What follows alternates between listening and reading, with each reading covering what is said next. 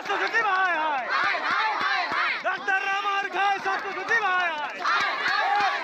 স্বাগত দত্ত মেডিকেল কলেজে জুনিয়র চিকিৎসকদের বিক্ষোভের মুখে পড়েছেন স্বাস্থ্য সচিব ব্যারাকপুরের সিপি। স্বাস্থ্য সচিব সিপির প্রতিশ্রুতিতে সন্তুষ্ট নন জুনিয়ররা। মুখ্য সচিব ব্যারাকপুরের সিপির সামনেই হাই হাই স্লোগান দিতে থাকেন জুনিয়র ডাক্তাররা। শুক্রবার রাতে রোগী মৃত্যুতে পুলিশের সামনেই ফিমেল ওয়ার্ডে মহিলা জুনিয়র ডাক্তার, নার্স, স্বাস্থ্য কর্মীদের মারধরের ঘটনায় দফায় দফায় উত্তপ্ত হয়ে ওঠে স্বাগত দত্ত মেডিকেল কলেজ। মারধরের ঘটনার সিসিটিভি ফুটেজ প্রকাশ্যে এসেছে। নিরাপত্তার দাবিতে কর্মবিরতি শুরু করেন জুনিয়র ডাক্তার, নার্সরা। এরপরেই শনিবার বিকেলে সেখানে পৌঁছন স্বাস্থ্য সচিব নারায়ণ স্বরূপ নিগম, ব্যারাকপুরের সিপি অলোক রাজৌরিয়া, উত্তর 24 পরগনার জেলা শাসক শরৎ দ্বিবেদী, স্বাস্থ্য অধিকর্তা, স্বাস্থ্য শিক্ষা অধিকর্তা। আন্দোলনকারী চিকিৎসক, নার্সিং স্টাফদের সঙ্গে বৈঠক করেন। সেখানেই 10 দফা দাবি তোলেন আন্দোলনকারীরা। কেন হামলার ঘটনা ঠেকানো গেল না? যারা নিরাপত্তার দায়িত্বে ছিলেন তাদের সাসপেন্ড করতে হবে। মহিলা ওয়ার্ডের বাইরে অন কল রুমের সামনে কেন সিসি ক্যামেরা নেই? কেনই বা আরজি করের ঘটনার পরেও এখনো নিরাপত্তা ব্যবস্থা ঢিলে ঢালা?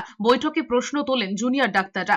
অভিযোগ, বৈঠকের স্বাস্থ্য সচিব সিপি শুধুই আশ্বাস দিয়েছেন, যতক্ষণ না নিরাপত্তা নিশ্চিত হচ্ছে ততক্ষণ আন্দোলন চলবে বলে জানিয়ে দিয়েছেন আন্দোলনকারীরা। বৈঠক শেষে স্বাস্থ্য সচিব সিপিকে ঘিরে বিক্ষোভ দেখান জুনিয়র ডাক্তাররা। হাই হাই স্লোগান দিতে থাকেন। শুক্রবার রাতের পর শনিবার সকালেও স্বাগত দত্ত মেডিকেল কলেজে জুনিয়র ডাক্তারদের আন্দোলনের পাশে দাঁড়াতে সেখানে গিয়েছিলেন আরজিকর মেডিকেল কলেজের প্রতিবাদী জুনিয়র ডাক্তার কিঞ্জল নন্দ, অনিকেত মাহাতো, দেবাশিস হালদাররা।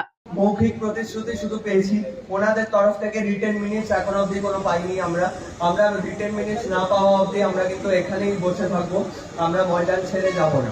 ওনাদের থেকে কথা হয়েছে, ওখানে সিকিউরিটি কনসার্ন ছিল, নিঃসন্দেহে যে ঘটনা হয়েছিল, যে ঘটনা হয়েছে সেটা উচিত নেই। তার জন্য পুলিশ আজকে এখানে পুলিশ মোতায়েন বাড়ানো হচ্ছে। অ্যাডিশনাল প্রায় 250 বেশি সিসিটিভি কাজ আজকে থেকে আরম্ভ হচ্ছে। ওদের rest room and all other থিংসের কাজও করা হচ্ছে। নার্সদেরও কথা শোনা হয়েছে, ফ্যাকাল্টিদেরও কথা করা হয়েছে।